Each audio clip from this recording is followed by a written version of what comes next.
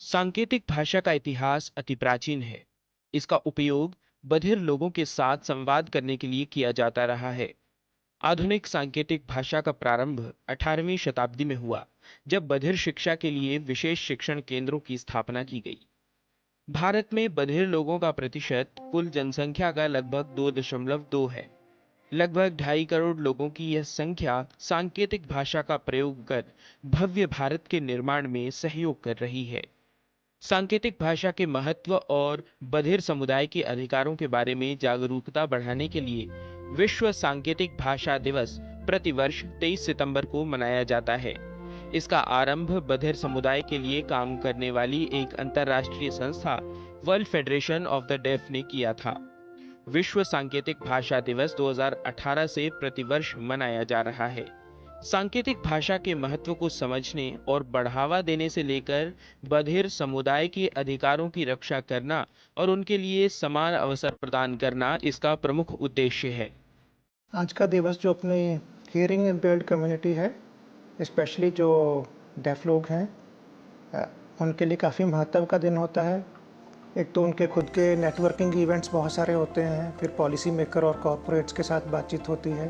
भारत में सांकेतिक भाषा तो बहुत दशकों से थी, पर जब से ISLRTC बना और 2015 में सुगमता अभियान वगैरह चालू किए गए, आज 10,000 से ज़्यादा शब्दों की ISL डिक्शनरी है अपनी, और हज़ारों टीचर इस पे ट्रेंड हो रहे हैं, डेफ यूथ पे ट्रेन हो रहे हैं, और जो खुशी की बात यह है कि बहुत सारे नॉन डेफ लोग भी साइन लैंग्वेज सीख रहे हैं। कई बार साइन लैंग्वेज थोड़ा सा कल्चरल डिफरेंसेस आ जाते हैं, पर पिछले 2-3 साल में हमने देखा कि कम्युनिटी बहुत उत्साही है।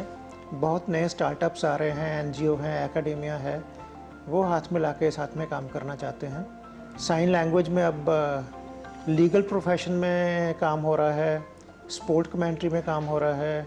आज IPL की कमेंट्री आप साइन लैंग्वेज में भी देख सकते हो। प्रधानमंत्री जी की मन की बात है, साइन लैंग्वेज साथ में चलता है।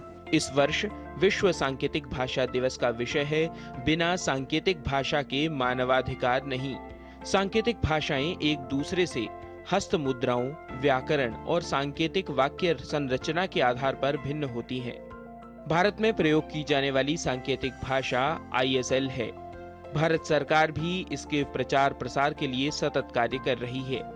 विभिन्न प्रशासनिक उत्सवों पर कैबिनेट ब्रीफिंग, मन की बात, बजट आदि मुख्य कार्यक्रमों में सांकेतिक भाषा में भी विवरण प्रस्तुत होते हैं। दूरदर्शन समाचार द्वारा सांकेतिक भाषा में समाचारों का प्रसारण किया जाता है, जिसका प्रसारण अनेक चैनलों पर यथासमय किया जाता है। साथ ही सोशल मीडिया के माध्यम से भी सांकेतिक भाषा को बढ़ावा देने के लिए कई प्रकल्प चल रहे हैं। भारतीय सांकेतिक भाषा अनुसंधान केंद्र दिल्ली सहित NCERT आदि प्रमुख शैक्षणिक संस्थानों की भी इसमें बड़ी भूमिका है। निश्चित रूप से सरकार के साथ साथ समाज का सहयोग पाकर सांकेतिक भाषाएं निरंतर समृद्धि को प्राप्त कर रही हैं। गवीश द्विवेदी के साथ शरद मुद्गल की रिपोर्ट, GD न्यूज।